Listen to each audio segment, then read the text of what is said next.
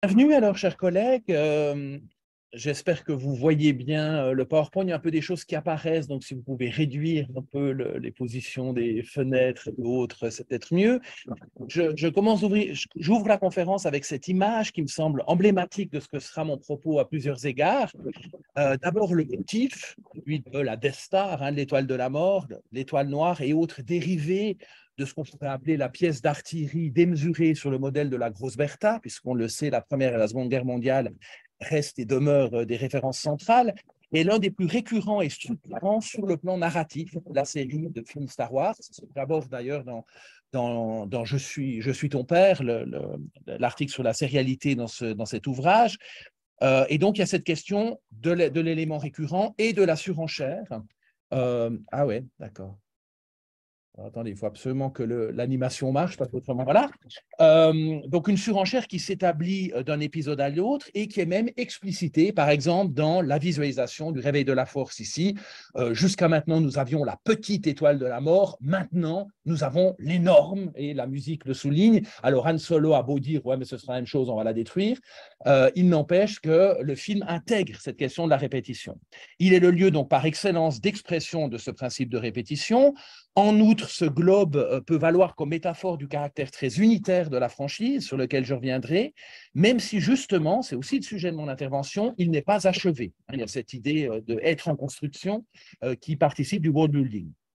Enfin, la coprésence d'une lune sur la gauche pourrait suggérer une démultiplication du euh, comme dans le comique, par exemple, de la série Sliders, où on a des versions de la Terre les unes dans les autres, mais ce n'est absolument pas le cas dans Star Wars. C'est aussi un des éléments à comparer avec mes objets d'études habituels, puisque nous sommes vraiment dans un film qui est une série de films qui est monomondain, on pourrait dire. Et donc, je vais m'interroger quant à une éventuelle remise en question de ce statut dès lors que l'on prend en considération l'expansion transmédiatique de la franchise. Voilà donc très générique. Je voulais quand même remercier John, l'équipe de HESS et tout le monde d'être là aujourd'hui. Moi, ça me donne l'occasion de revenir sur la franchise Star Wars, que j'ai un petit peu laissé tomber ces temps, mais sur laquelle je suis bien obligé de revenir parce que je dois un livre à Rennes pour l'été qui s'appelle Star Wars, un récit sériel. Et donc, je dois avouer que c'était pour me remettre le pied à l'étrier, mais là, je suis vraiment dans mes versions de scénario de cinéma suisse, donc un peu éloigné de ces objets. Ça me permet de revenir en l'abordant. En fait, ça me permet de faire un crossover entre deux de mes objets, la question du world building et Star Wars, mais que j'ai jamais abordé de manière conjointe, vraiment. Et donc, de m'interroger effectivement sur cette question-là. On a évoqué le livre, je ne manque pas la publicité quand même, avec le titre complet, d'autant que ce livre subit un reboot, puisque en raison de l'incompétence totale du diffuseur états-unien Ingrams, il n'a pas été diffusé, et donc la nouvelle date, c'est pas 2020, c'est 2022 sur Amazon aussi. En fait, c'est une nouvelle publication. Si vous voulez en faire un compte-rendu, je peux même vous en faire parvenir, parce que l'éditeur le considère comme nouveau livre, pour des raisons liées à l'éditeur qui a changé, qui en a profité pour rien faire. Donc, il est nouveau quelque part, même si pour moi, il a quand même il a déjà 3 ans. Donc, mon idée est vraiment de croiser les deux. John Peer est revenu sur le concept de story world, selon David Herman, en tant que, je le cite, monde habité dans lequel on s'immerge, soit le lieu des expériences narratives. Notion pensée sur le modèle mental, je trouve, en tout cas moi, du point de vue du cinéma, dans l'affiliation en quelque sorte précognitiviste de la diégèse des filmologues, dont je rappelle ici la définition, en soulignant l'importance de la précision dans l'intelligibilité et d'ailleurs aussi la question du monde supposé, qui est un élément assez important de la pensée de l'époque. J'ai beaucoup discuté cette notion de diégèse il y a quelques années déjà, dans la revue cinéma québécoise notamment, mais ça s'inscrit dans cette réflexion-là. En prolongement de cette réflexion, John Peer a opéré dans la conférence inaugurale de ce séminaire une distinction entre le story world, qui implique un état, et le world building, qui se conçoit comme un processus. Je le cite, le world building donne un sens d'inachèvement d'un monde en train de se construire. Le story world met l'accent sur le monde tel qu'il est vécu et relaté. Donc, le world building peut dès lors être conçu du côté de la réception comme activité interprétative ou du côté de la production comme activité de création impliquant de nombreuses instances inscrites dans une série, des instances très diverses qu'on pourrait aborder, hein, des cinéastes aux sound designers, en passant par les costumiers et même les fabricants de jouets. Je dois avouer qu'il y aura un certain centrement sur la question des produits dérivés, et vous le verrez, des figurines, voire de Lego aujourd'hui, qui contraste un peu avec le climat que vous vivez en France, dont j'ai presque un peu honte de vous montrer des images de figurines Star Wars, mais en même temps, l'escapisme lucasien peut aussi prévaloir. En raison des productions qui se multiplient au sein de la franchise Star Wars depuis plus de 4 décennies, productions pour la plupart elles-mêmes sérielles et transmédiatiques, en particulier au travers de romans, jeux vidéo, comics, mais aussi les produits dérivés sur lesquels je reviendrai, il est évident que nous sommes confrontés dans ce cas à ce que l'on pourrait appeler, en adoptant justement la distinction de John Peer, un world in progress, en référence bien sûr à work in progress, à notre époque où la notion d'œuvre tient avant tout au monde proposé. C'est d'ailleurs les droits de gestion de cet univers qu'a acquis Disney pour 4 milliards lors du rachat de Lucasfilm. Ce n'est pas à proprement parler une œuvre, ni même une série d'œuvres. Toute tentative de cartographie de ce monde doit s'adapter à de nouvelles productions qui l'enrichissent. Ce que je dis aujourd'hui doit être transformé dans 3 mois, enfin, etc., comme vous le savez bien, surtout à l'ère maintenant de la plateformisation dont a parlé Anaïs. Des productions donc, qui l'enrichissent constamment avec des planètes, des véhicules, des personnages supplémentaires, dont la conception pourtant, je mettrai un peu l'accent là-dessus, parce qu'à beaucoup d'égards, Star Wars me paraît d'un caractère assez profondément réactionnaire, mais à tous égards dans ce terme, c'est aussi sans jamais faire tabula rasa, c'est-à-dire en étant vraiment dans une logique propre aux pratiques sérielles, mais de répétition. Il n'empêche que cette logique sérielle, qui a été commentée par Stéphane Benassi, qui définit par exemple dans Séries et Feuilletons TV la mise en feuilleton, comme je le cite, une opération de dilatation et de complexification de la diégèse, ou alors, plus connu d'entre nous encore, Mathieu de Tourneux, lorsqu'il écrit « La relation sérielle aussi toujours entre une dynamique de répétition et un souci de la différence », c'est le fameux répétition-variation. Chaque récit de genre raconte une autre histoire tout en conservant les mêmes propriétés génériques. Chaque œuvre d'un ensemble de récits situé dans un univers de fiction récurrent propose sa propre extension de l'univers et l'enrichit d'autant. Donc nous verrons comment dans la franchise Star Wars, cette oscillation s'est opérée et plus étonnamment encore continue de s'opérer en faveur d'une dynamique que je trouve résolument répétitive, offrant à des générations successives le retour du même, tout en proposant une multiplication des récits qui contribue tout de même à une densification de l'univers. Chaque nouvel épisode ou proposé sur Disney+ et autres contribue quand même à peupler et meubler, comme disait naguère Umberto Eco, ce monde plus avant, à promettre une forme d'augmentation du degré de complétude de ce monde. Je vais d'abord partir sur la question de son degré d'incomplétude, mais ça, c'était dans l'idée de vous montrer des extraits de films. Donc voilà, j'ai un peu changé. Je voulais commencer par cette incomplétude, mais voilà, je le ferai, je pense, dans le livre. On sait l'enthousiasme manifesté par Henry Jenkins à l'égard du potentiel offert par le storytelling transmédia. On y passe tous, on est obligé de passer par lui, qui ouvrirait en quelque sorte la porte à un retour, on pourrait dire, de l'oralité, au sens où j'entends moi, au sens large, et à un dépassement de la clôture des textes à la pluralité sur l'unicité. Position qu'Éric Maigret relativise dans la préface à l'édition française de 2013, en discutant ce qu'il appelle les limites de la projection utopiste, qui s'incarne notamment dans la domestication exercée par les industries médiatiques sur la navigation transmédiatique des consommateurs et consommatrices. Pour Jenkins, l'exemple emblématique est Matrix, franchise où, selon ses termes, le tout vaut plus que la somme des parties. Où nous serions en présence, je le cite, d'un récit si vaste qu'il ne peut suffire à un seul média. Formule qui pour moi est en soi assez problématique dans la mesure où elle postule l'autonomie d'un récit unique par rapport à cette diversité des médias, comme si le récit devait nécessairement préexister à son actualisation dans un médium donné. Et qui adopte évidemment, Marie-Laure Ryan en parle dans son dernier livre, ce discours hyperbolique qui est caractéristique en fait de la promotion des blockbusters, mais qui est complètement intégré au discours scientifique. On pourrait presque dire que le monde ne suffit pas, pour prendre le titre d'un James Bond sorti la même année que Matrix, quelque part, est un peu la formule qui résume tout ça. Force est toutefois de constater que dans la franchise Matrix, en dépit de productions parallèles, le noyau de la franchise est formé, et ce n'est pas un hasard, par une trilogie articulée sur le parcours initiatique d'un élu, comme dans Star Wars. Marie-Laure Ryan parle à propos de Matrix de top-down design. Jenkins discute également de la franchise de Lucasfilm, mais spécifiquement à propos des fanfictions. Et il se réfère à une génération de jeunes cinéastes en herbe, disons, qui, je le cite, ont grandi en se déguisant Darth Vader pour Halloween, en dormant dans des draps princesse Leia, on voit qu'il a assimilé une certaine répartition genrée, et en jouant avec la figurine de Boba Fett. En fait, le sous-titre de ma conférence pourrait presque être lié à Boba Fett, comme on le verra, et particulièrement à son casque, mais je ne vais pas tout dévoiler tout de suite, sans quoi tout le monde va quitter le Zoom. Ce dernier élément, enfin non, pourquoi Boba Fett est important?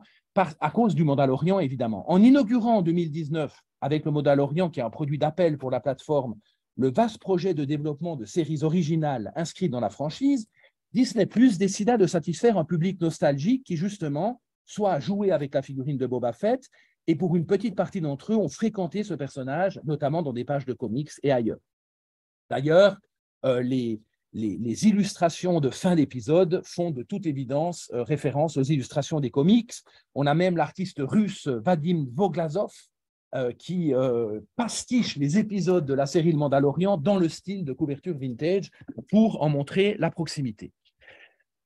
L'image de couverture de l'ouvrage collectif dirigé par Gwyneth et Hassler Forrest, j'ai oublié Forrest, désolé, dans ma bibliographie, comme s'il y avait un seul directeur d'ouvrage, qui pour moi a un apport assez important dans la recherche académique sur Star Wars par rapport aux propos que je tiens ici, fait d'ailleurs justement référence au même phénomène. Dans le dernier chapitre du très récent ouvrage qu'elle m'a fait le plaisir de me transmettre, Marie-Laure Ryan s'interroge sur, c'est d'ailleurs tiré dans l'article que vous connaissez par ailleurs, sur l'impact effectif du récit transmédia, et elle se demande s'il s'agit là prioritairement d'une nouvelle forme de récit ou plutôt d'une stratégie de marketing.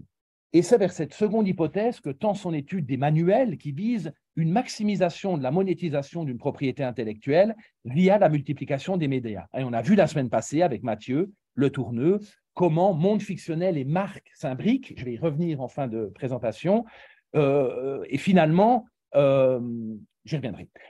Et donc, Marie-Laure Ryan relève d'entrée de jeu l'inadéquation du terme storytelling, le fameux storytelling transmédia, et ce en raison du primat du monde sur le récit, et donc elle choisit la notion de transmédia world building. Je la cite, la narration transmédia n'est pas un jeu consistant à assembler une histoire comme un puzzle, c'est plutôt, pour l'interprète consommateur, on pourrait dire un voyage de retour dans son univers préféré. On voit que la temporalité de la lecture importe. Même si les productions sont proposées de manière simultanée, il s'agit toujours pour le consommateur d'une forme de retour. J'ai exprimé une image tirée du Réveil de la Force où BB-8 reconstruit littéralement le puzzle de la carte qui est censé conduire à Luke Skywalker, parce que si puzzle il y a, on le voit, il est traité avec une désinvolture absolument complète, presque par inadvertance, et donc je trouve que ça montrait bien que la question de la tension narrative dans ces films est complètement secondaire. On nous a déjà fait le coup avec les plans de l'État noir, on le refait avec le chemin qui nous mène jusqu'au Jedi, comme si d'ailleurs on pouvait avoir cette petite partie de carte qui se met dedans, mais voilà, l'image du puzzle me semblait assez révélatrice. Selon la typologie des relations intermondaines que Ryan reprend à Doletzel en discutant, nous sommes bien avec Star Wars dans le cas de l'expansion. Selon sa définition, élargit la portée du monde de l'histoire originale en y ajoutant d'autres éléments, transformant les personnages secondaires en héros de leur propre histoire et en prolongeant la période couverte par l'histoire originale grâce à des prequels, des midquels, des suites. Chacun de ces points pourrait être hyper commenté, bien univers étendu et tout. Je me retiendrai un peu. Ainsi, dans son analyse des types de sequels, Stuart Anderson, qu'on ne cite absolument jamais, donc je le place exprès, mentionne à titre d'exemple d'un rapport étroit de causalité entre deux épisodes cinématographiques, les épisodes 5 et 6 de Star Wars, qui pour lui constituent un groupe très soudé, close-knit contingent, comme il dit, et donc parce qu'il montre bien que l'ellipse est très réduite entre la fin de l'Empire contre-attaque, où les héros annoncent le projet de partir à la rescousse de Han Solo, capturé par Boba Fett, qui veut le remettre à son employeur Jabba, ce qui confère, cela dit en passant, un rôle clé de liage au parcours du personnage de Boba Fett, sur lequel je reviendrai, comme vous l'avez dit, puisque cette conférence porte surtout sur Boba Fett aujourd'hui, et ses déclinaisons, et puis la première partie du Retour du Jedi, qui est située dans le palais de Jabba.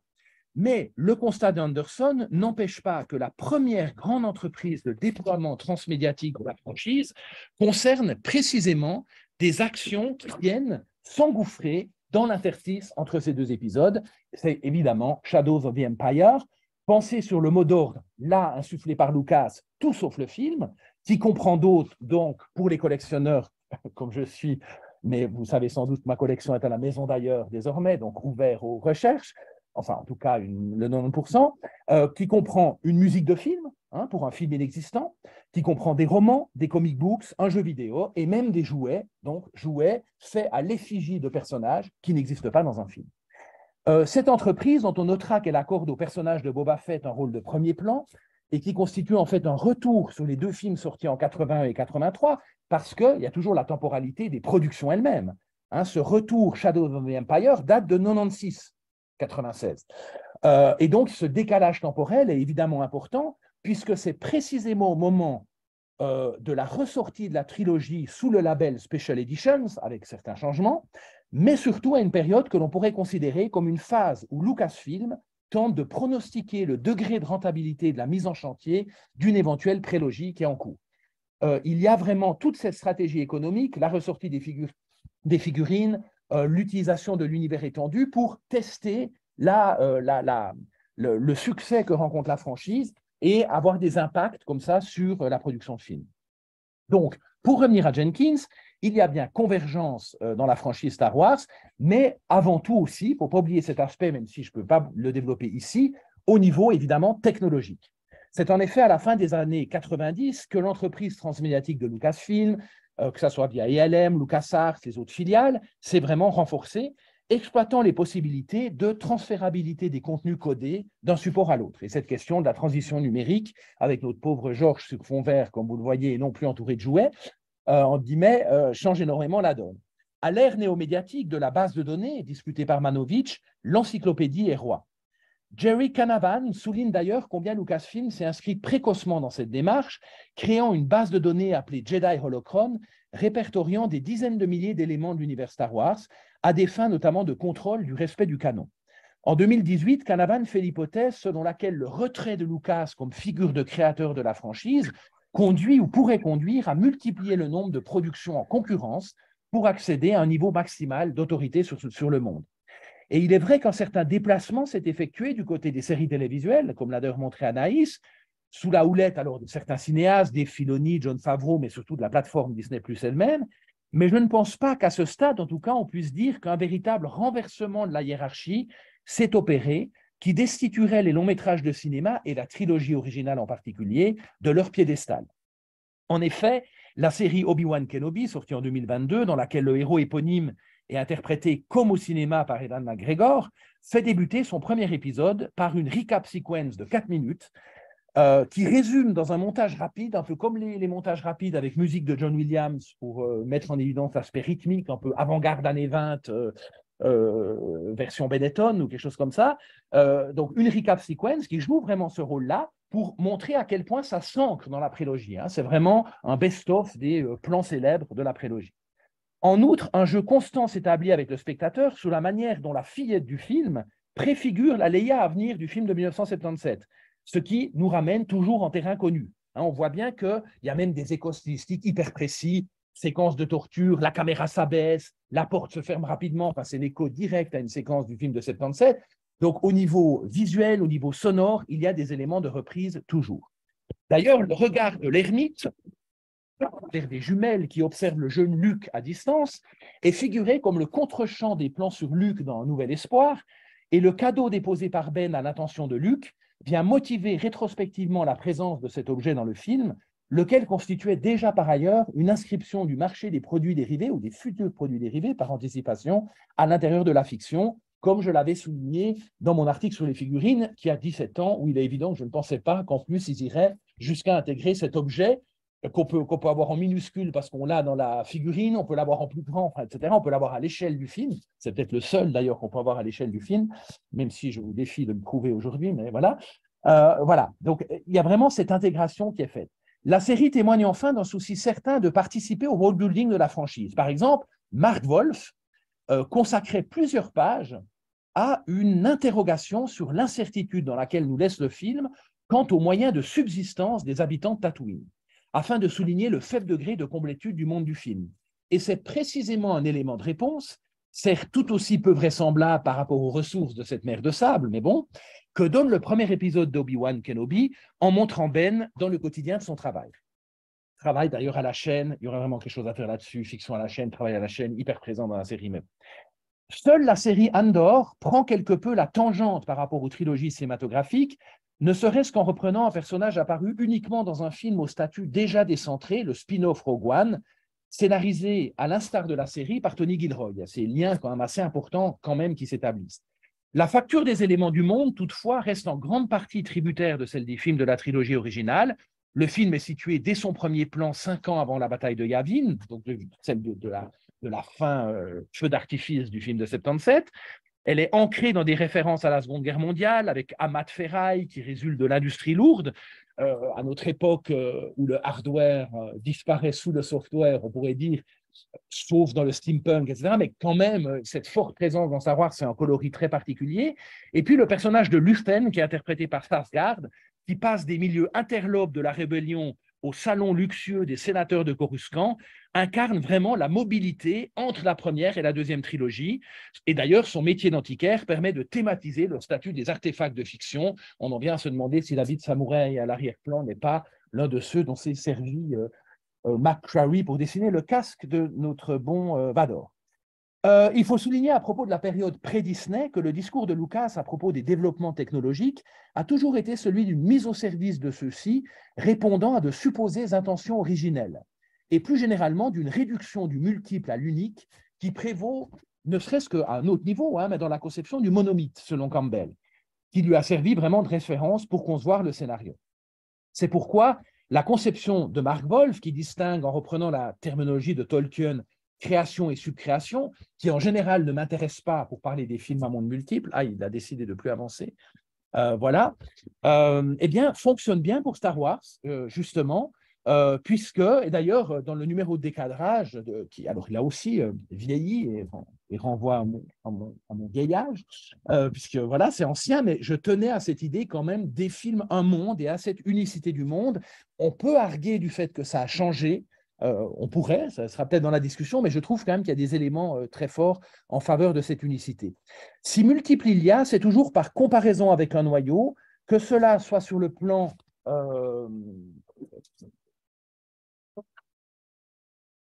d'accord, c'est pas très logique tout ça. Très bien.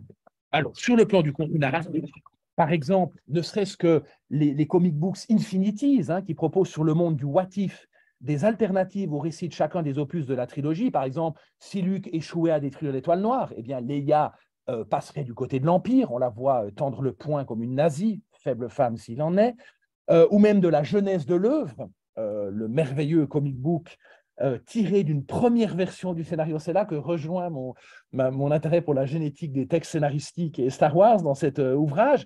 Donc on reprend le scénario de 74 d'un Nouvel Espoir, dont la préface précise dans cette version en comic books, bien des années avant qu'un film appelé Star Wars change à jamais l'univers du divertissement grand public dans le monde entier. On voyait que ce fameux discours de l'hyperbole est toujours présent, et c'est toujours une optique promotionnelle. Ce script qui remonte aux origines du projet, et c'est là que je trouve la précision intéressante, contenait déjà tous les éléments qui sont familiers des fans de Star Wars, suivi d'une énumération de ces fameux motifs. Donc, par conséquent, même s'il s'agit d'un récit autre proposant un monde nécessairement incompatible avec celui de la série de films, à devenir fou, parce que les mêmes termes sont ailleurs. Utapa, on n'est pas Utapo et Tatooine, Tatooine est autre chose. Bon, quand on a des invariants et des noms propres ou des toponymes, c'est assez fou, mais on voit que même dans ce cas, il est présenté comme un agencement différent d'éléments identiques, ceux qui font le cœur du monde de la franchise et que Lucas aurait eu de tout temps à l'esprit. C'est ce fameux discours que j'aborde dans l'article sur les figurines, je ne sais plus si c'est dans les figurines ou dans l'autre, mais dans des cadrages, cette anhistoricité. Ah ben oui, j'ai greffé une autre tête sur Anakin, c'est normal. J'ai toujours voulu la greffer. D'ailleurs, même avant la naissance d'Hayden Christensen, je savais que ce serait lui. Mais je n'ai pas pu le faire avant et donc je le fais après coup.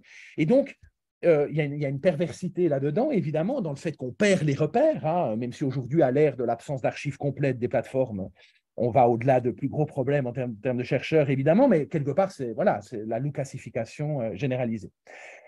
Ainsi, ce récit en BD appelle-t-il une lecture palimpseste où le lecteur mobilise en simultané sa connaissance des récits canoniques, la valeur du produit résidant de cet écart. Toutefois, une bande dessinée n'est pas l'équivalent d'un scénario, a fortiori s'il n'est pas accompagné d'un storyboard, et c'est un aspect fort intéressant ici, puisque quelle apparence donner aux armures, aux vaisseaux, à l'architecture. On aurait pu partir sur du vraiment neuf, hein, en fait. Mais la bande dessinée mêle les production designs de McCreary, qui ont servi à convaincre la Fox, et des composantes du monde de la franchise, auxquelles elles font référence par un jeu de reprise et de variation. Sans les films, ces représentations visuelles ne seraient pas du tout ce qu'elles sont. Il est évident que dans un scénario qui comprend 2 lignes sur un vaisseau, par exemple, dans des didascalies descriptives, ne peut pas décrire assez précisément à quoi ça correspond.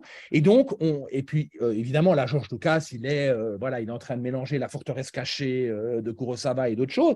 Et donc, on voit qu'ici, on a tout à coup arraché un fragment du Faucon Millenium tel qu'apparu dans le film de 77 pour le projeter rétrospectivement, si on veut, dans un scénario antérieur. La première trilogie, produite en 77 et 83, pose un story world dont certaines virtualités seront actualisées ultérieurement, mais dont on peut dire que les caractéristiques feront office de contraintes qui canaliseront, voire restreindront les amplifications. Mon objectif est ici de discuter certains aspects du world building progressif, incluant l'univers étendu, relégué aujourd'hui, vous le savez, au statut de légende par Disney, avec un pluriel quand même assez significatif, sans toutefois sous-estimer l'inféodation de toutes les productions de la franchise à un cinématocentrisme qui établit une hiérarchie entre les longs métrages dans les salles et les productions périphériques.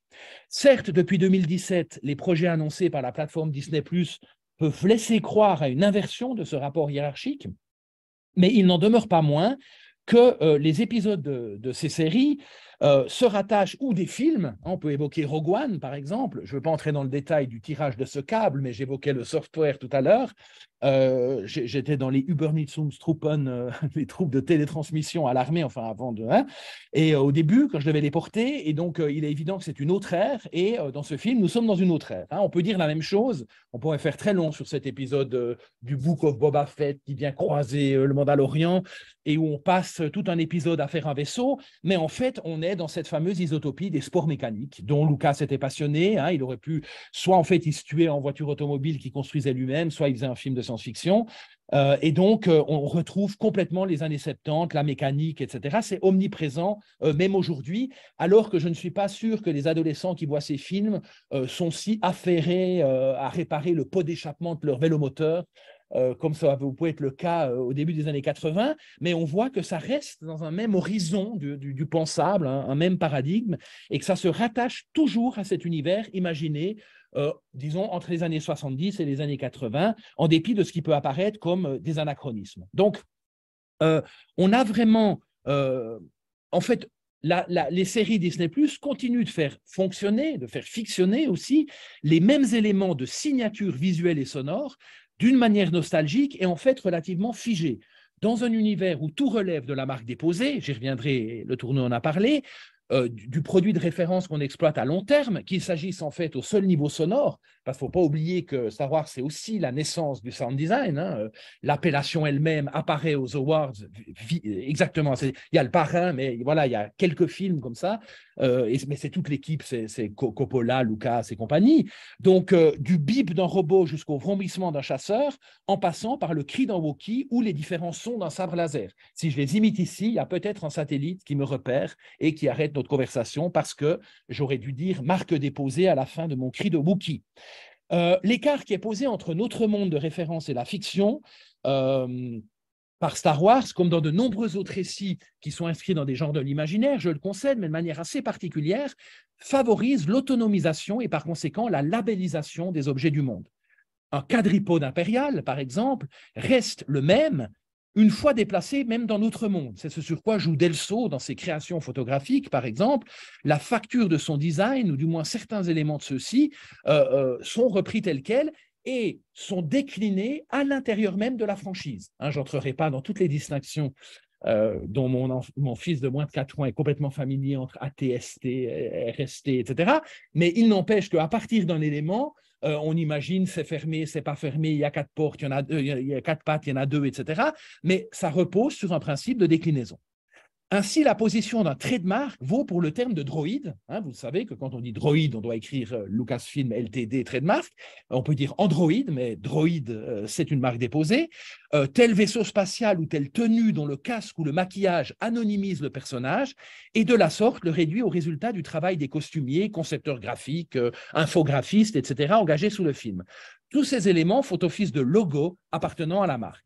Les visages eux-mêmes sont anonymisés, dissociés de tout droit à la personnalité ou au droit d'auteur et accompagnent presque systématiquement la marque pour désigner des gammes de produits. Une boîte en forme de casque de Darth Vader, la fameuse série de l'épisode Revenge of the Sith, où chaque boîte est un casque, par exemple, le dessin du visage de Darth Maul sur le carton comme élément commun à toutes les figurines d'une série, ou un casque emblématique qui jouxte les marques Lego et Star Wars, sur des boîtes de jouets de construction, et cela indépendamment du jouet vendu ou de la référence à la fiction. C'est-à-dire, on aura un casque de Mandalorian, même quand ce n'est pas forcément lié. Le Mandalorian, c'est un peu une exception, je n'aurais pas dû prendre ça, de Clone Trooper, même quand c'est lié à autre chose. Donc, c'est vraiment autonomisé. Le casque artefact du monde fictionnel devient véritablement un logo. Il constitue intégralement ou majoritairement l'objet marchand lui-même. Alors, autant, on pourrait dire, de décapitation arrachée à la matière narrative est destinée, lorsqu'il s'agit de bibelots, à susciter une fascination fétichiste, adossée ou non d'ailleurs à une connaissance de l'univers de la franchise. Parce que quand je vois certains produits dérivés dans les magasins, j'aimerais bien interroger les gens qu'il y a autour quand c'est plus ou moins dérivé de Shadows of the Empire ou Dieu sait quoi, ou directement de comics. En fait, c'est Star Wars.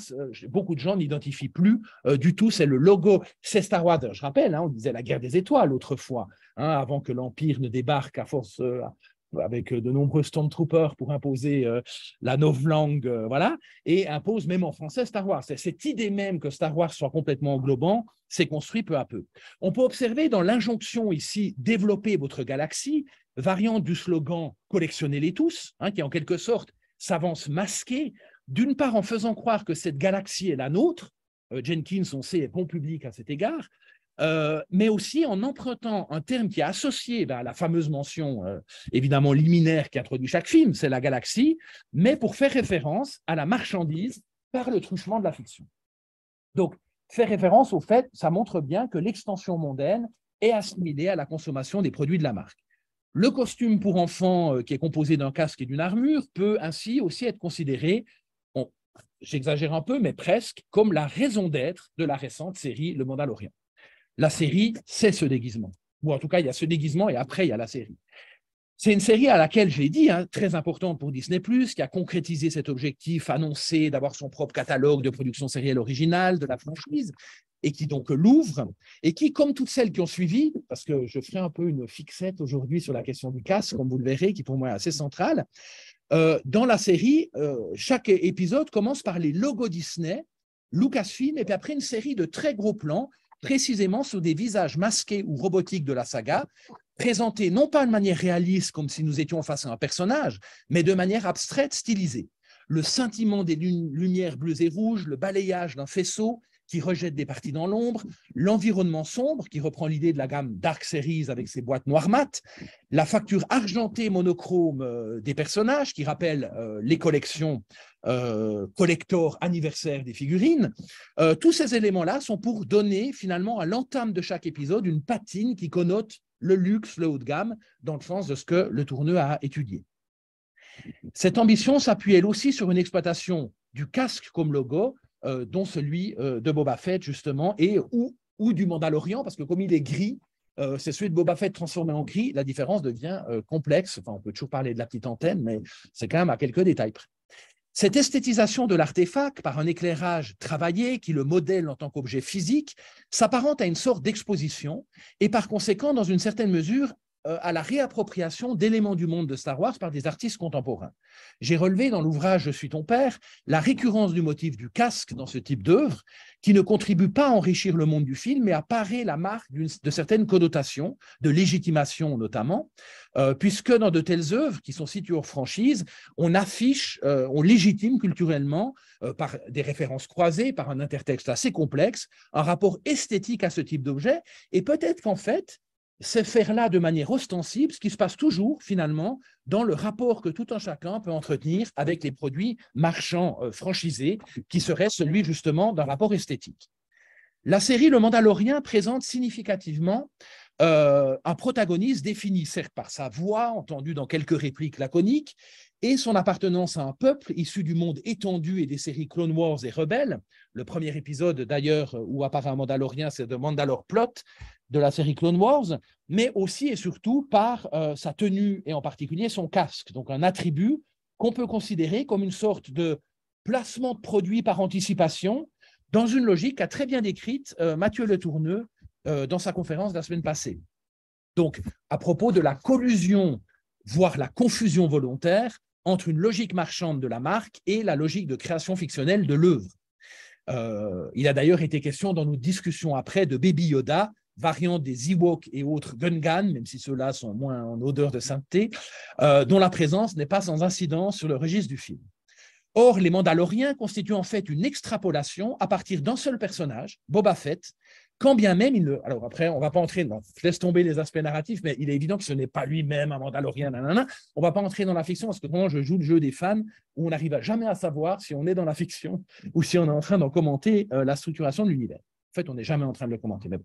Le Mandalorian, une fois n'est pas coutume dans la franchise Star Wars, est une manière de faire du neuf avec de nouveau, pour reprendre l'expression utilisée par André Gaudreau à propos de la déclinaison sérielle des passions filmées du Christ. Où là, vous allez vous dire, il s'égare.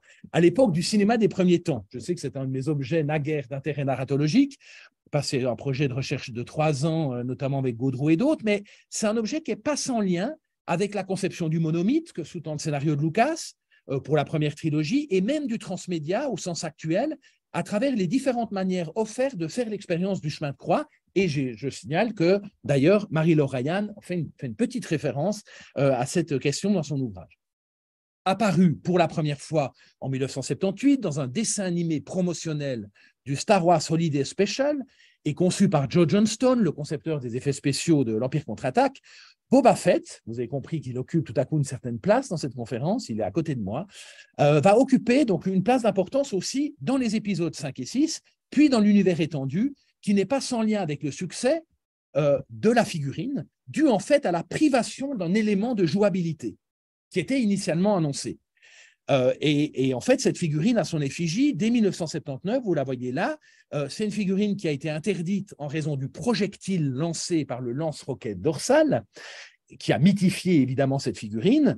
Et puis en plus, Boba Fett est une figurine, la seule à être dotée de la capacité à voler grâce à ses réacteurs dorsaux directement issus de Buck Rogers, comme vous le savez. Et on pourrait dire que s'il n'y avait pas eu ce projectile, ben peut-être qu'il n'y aurait pas de Mandalorian aujourd'hui. Parce qu'en fait, c'est le succès de la commercialisation de la figurine qui a fait revenir et accorder une importance à Boba Fett dans la série et qui donne lieu, sans Boba Fett dans la série originale, dans la trilogie originale, il n'y aurait sans doute pas de Mandalorian aujourd'hui.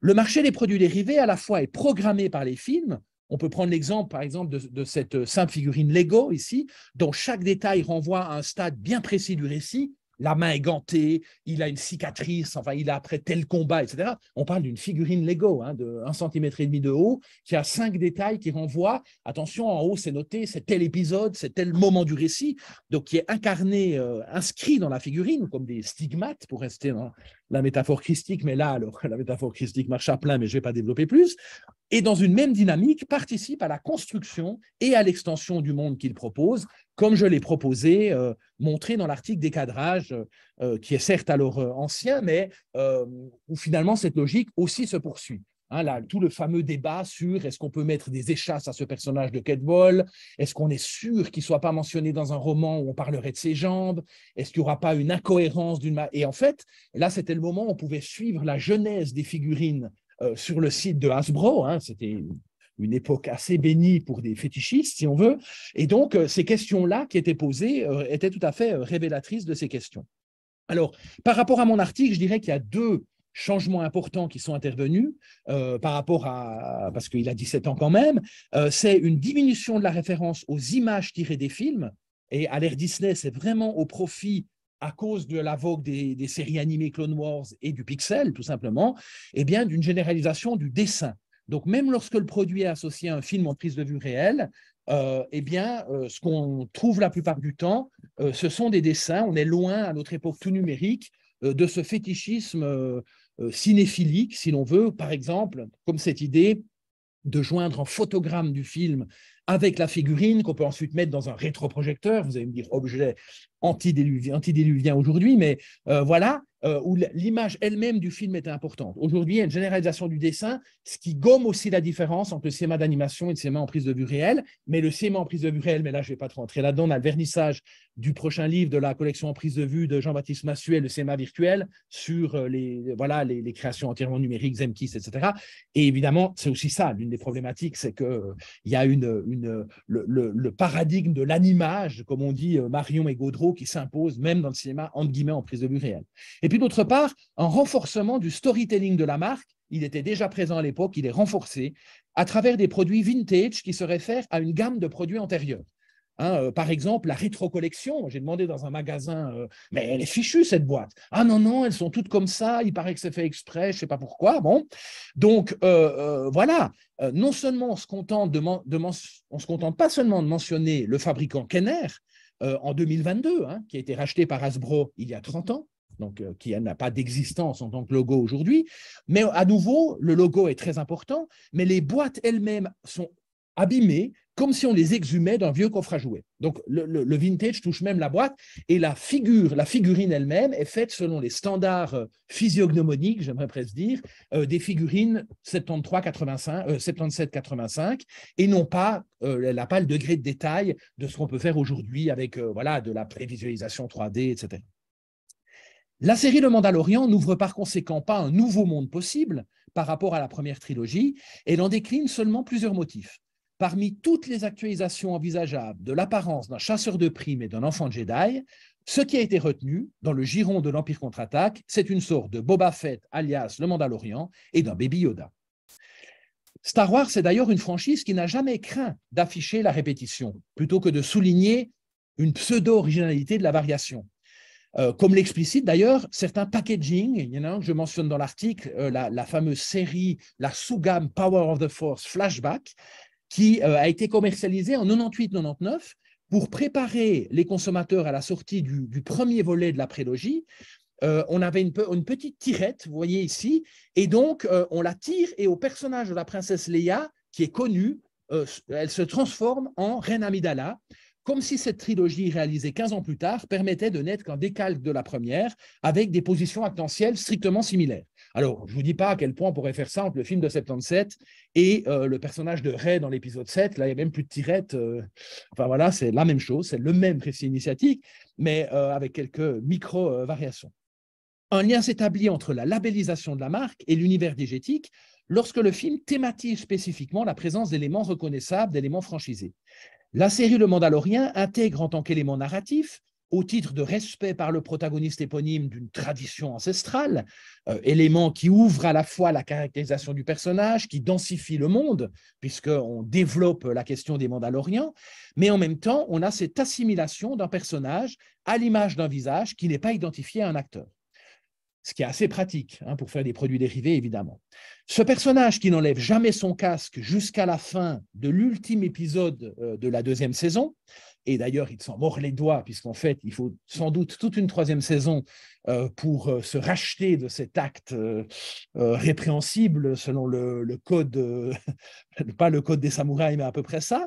Le code des samouraïs mêlé avec le western spaghetti, mais bon, voilà, c'est un élément clé, mais longtemps il n'est pas révélé, et donc, et pas à n'importe quel moment, puisqu'il se révèle quand il est face à Mark Hamill, alias bon, Mark Hamill relifté numériquement, mais quand même, donc on a un moment de révélation, mais il y a vraiment cette réduction à la question du casque, à son inexistence. D'ailleurs, alors que les jouets Lego avaient un visage pour les Mandalorians tirés des comics, eh bien, comme j'ai pu le constater il y a juste 3 jours, la figurine elle-même n'a pas de visage pour l'instant. Donc, il y aura une figurine Mandalorian Lego liée aux saisons 1 et 2. Et pour la saison 3, on devrait avoir un visage qui apparaît tout à coup. Donc, on voit que la temporalité même des épisodes s'inscrit là-dedans. Bon, c'était la question de la logique diégétique Mais voilà, je fais un tout petit peu plus court ici. Alors, ça pose aussi, parce qu'évidemment, cette déclinaison de masque, elle est omniprésente en fait dans la saga et elle est intégrée à la diégèse. Il y a la question du masque de Leia qui se démasque dans le Retour du Jedi, l'attaque des clones qui fait connaître le visage de Jango Fett sous le casque des clones, le personnage de Kylo Ren, où là, il y a une vraie réflexivité pour une fois, puisqu'il garde en relique le casque de Vader, mais lui-même se débarrasse du sien comme signe d'infantilisation, etc. Mais il y a une thématisation du casque à l'intérieur du film, et je dirais que c'est très ancien, puisque, parce que je voulais quand même essayer de trouver un objet, mais peut-être qu'il est connu quand même, mais qui serait peut-être connu d'aucun d'entre vous, mais peut-être ce n'est pas le cas. Dans l'ultime case des bandes d'essai réalisées par Russ Manning pour les comic strips quotidiens qui paraîtront de mars 1907, à partir de mars 79, la première chose qu'il envisage, c'est un suspense quant à l'apparence réelle des hommes des sables. Hein, nous allons retirer le masque, voilà. Il n'y aura jamais de suite, hein, parce que quand ça sort ensuite, il change de récit. Bon, voilà, donc ça montre bien aussi que ça reste toujours suspendu. La série The Book of Boba Fett révèle, elle, d'entrée de jeu en tant que prémisse narrative, l'individu sous le masque, dans une filiation plus nette avec les modalités du suspense des récits populaires, dans la filiation des récits de l'univers étendu qui relève du spin-off, qui se focalise sur un personnage secondaire et anonyme, soudainement individualisé. Même là, c'est assez fascinant, parce qu'on pourrait penser voilà, aux soldats de l'Empire, voilà, l'Empire écarlate, etc. Mais cette logique du spin-off, puisque tout est réintégré dans les films, la dernière trilogie l'intègre avec la figure du Stormtrooper qui a un numéro de code et qui devient Finn, parce que finalement, ce même procédé d'individualisation va être intégré à la fiction. Et à la fiction du film, et non pas… Donc, c'est intéressant, je trouve, cette manière dont les logiques transmédiatiques sont quelque part réappropriées par les films.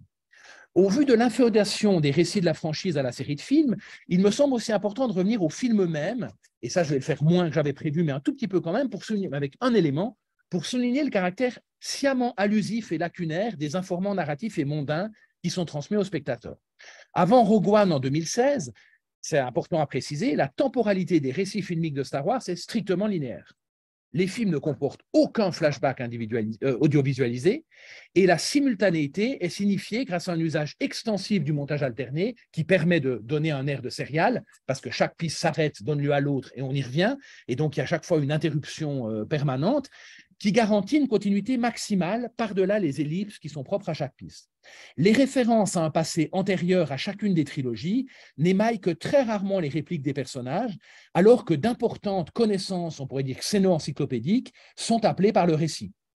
Il suffit de comparer n'importe quel dialogue de Star Wars à Dune de Lynch ou de Villeneuve pour se rendre compte qu'on est vraiment dans un stade minimal en termes de référence à l'univers. Comme dans le récit sériel, nous sommes dans un flux tendu de l'action, dans une sorte d'éternel présent, et ce, en dépit des arcs narratifs qui sont construits par la saga. Vous l'imaginez, je ne pouvais pas manquer la référence à la comparaison avec le fromage suisse de Marie-Laure Ryan. Les récits filmiques de Star Wars sont pleins de trous susceptibles d'être comblés ultérieurement. À titre d'exemple, je laisserai tomber la question, je n'ai jamais possédé de droïde, je la laisserai au tenant de la cohérence de l'univers, mais je me focaliserai juste sur cette toute petite discussion entre Luke et Ben, restée connue. C'est une scène axée sur le dialogue, dans laquelle l'évanescence des informations transmises par Ben excède largement le mystère qui doit être maintenu quant à l'identité de Vador. Luke, admiratif, pose une question à son futur mentor, « Do you fight the Clone Wars ?» Et le terme est repris peu après dans la séquence… d'ailleurs avec la princesse Leia, qui ne joue plus avec la nouvelle série Leia, hein, je vous ai, bon, là, de nouveau, il se parle, mais n'importe.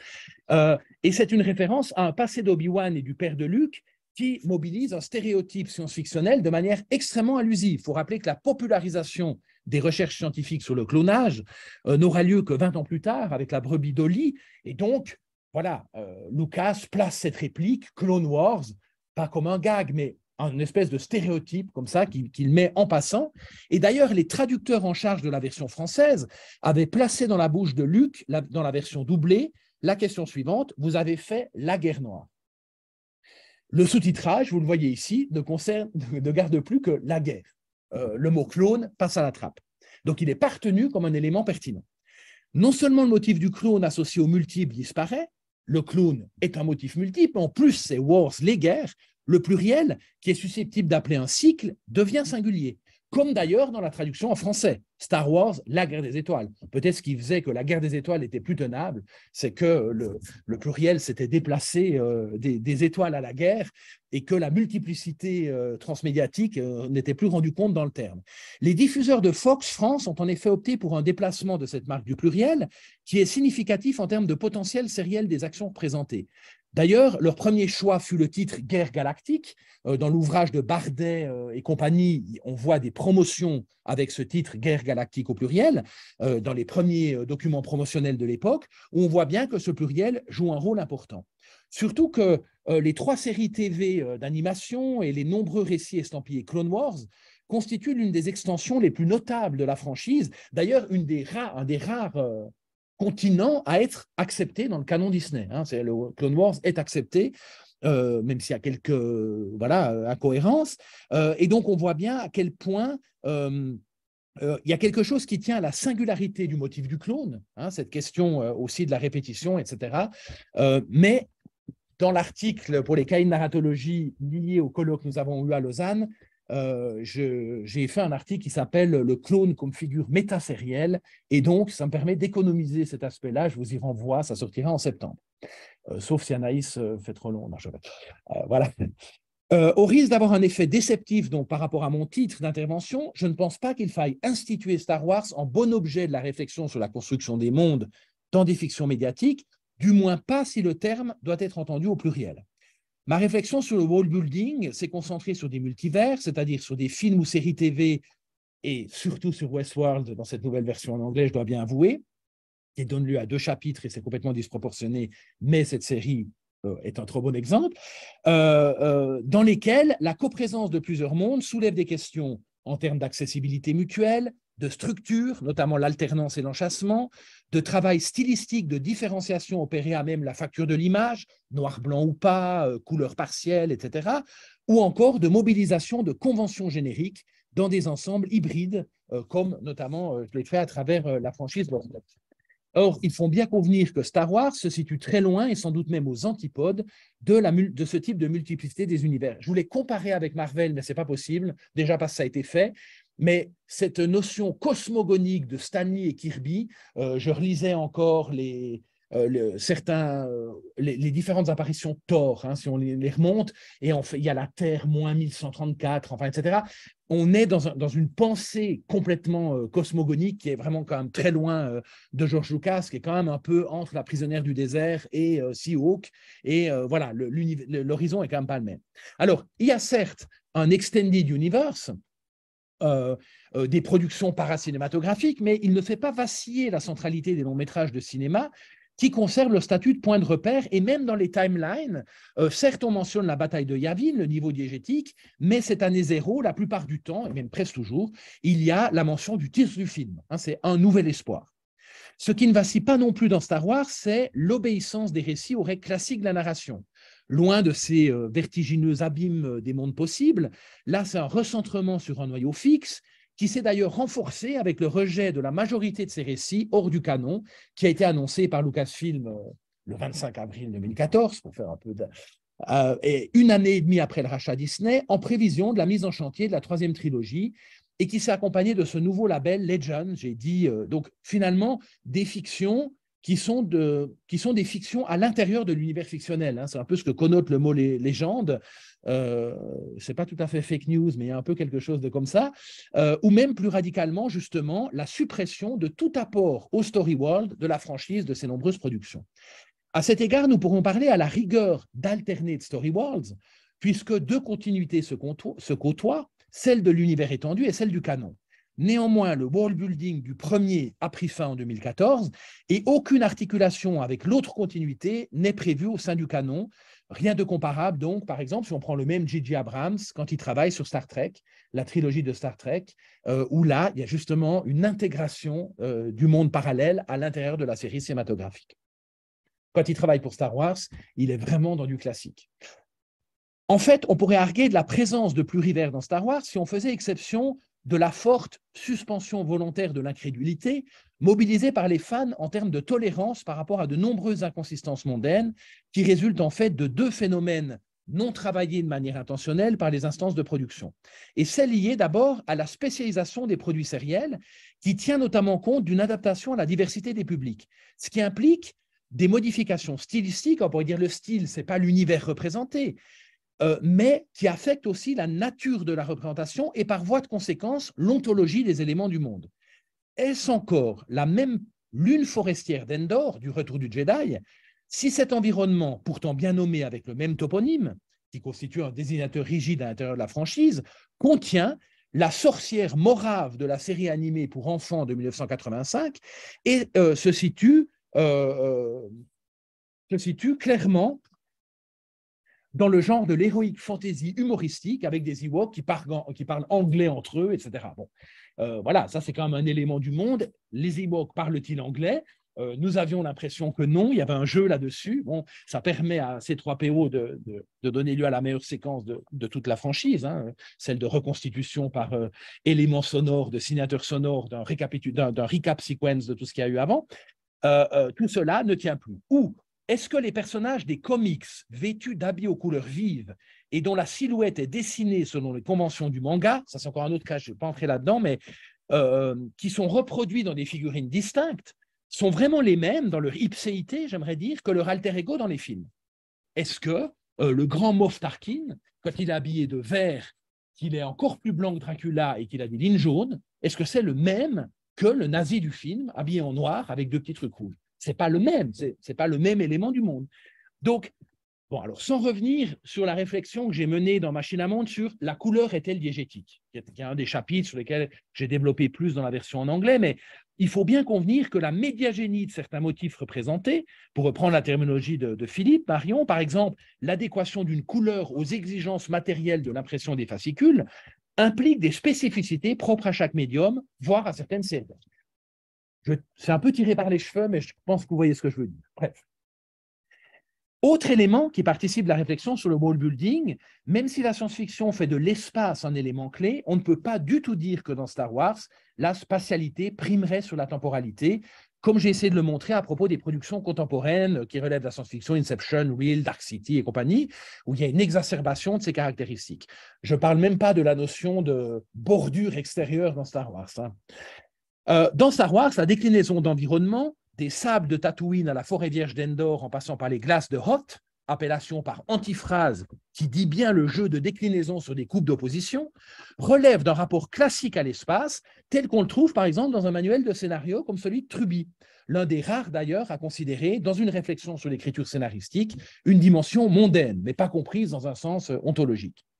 C'est pourquoi d'une manière a priori paradoxale, j'abonde à propos de Star Wars dans le sens de Raphaël Baroni, exception aujourd'hui, lorsque dans la conclusion de l'ouvrage Les rouages de l'intrigue, paru en 2017, mon collègue lausannois, soucieux de avec qui je m'entends très bien, ils nous ont énormément de choses autour de la bande dessinée, je précise, soucieux de maintenir le primat de ce qu'il appelle la fonction intrigante, conteste ou du moins relativise, à partir d'une assez longue citation tirée de mon ouvrage Cinéma Machine à Monde, auquel je réponds ici mais en lui donnant raison, le constat d'une tendance contemporaine à privilégier une dimension mondaine sur l'intrigue. D'ailleurs, il cite peu après un article de quelqu'un présent ici, Anaïs Goudman, consacré aux séries transmédiatiques, dans lequel elle affirme, je la cite, que même dans le cas de Star Wars, qui pousse le plus loin la logique du storytelling transmédiatique, persiste une hiérarchie entre les différents supports, ainsi qu'entre les différentes intrigues, récits noyaux, récits périphériques. Si je ne pense en effet pas que dans Star Wars, le storytelling passe à l'arrière-plan, et je pense vraiment qu'à cet égard, pour Star Wars, Baroni a tout à fait raison, je ne pense toutefois pas non plus que l'affirmation suivante de Baroni, pour prolonger un tout petit peu, mais ça nous mènera un peu ailleurs, je le cite, lorsqu'un auteur élabore un monde narratif, il ne se préoccupe pas uniquement de la qualité mimétique des personnages ou du décor, de leur réalisme ou au contraire de leur caractère exotique. Il faut aussi tenir compte des incitants narratifs intégrés à cet univers. Star Wars, à mon avis, s'accommode mal, en effet, de la conception d'un auteur unique.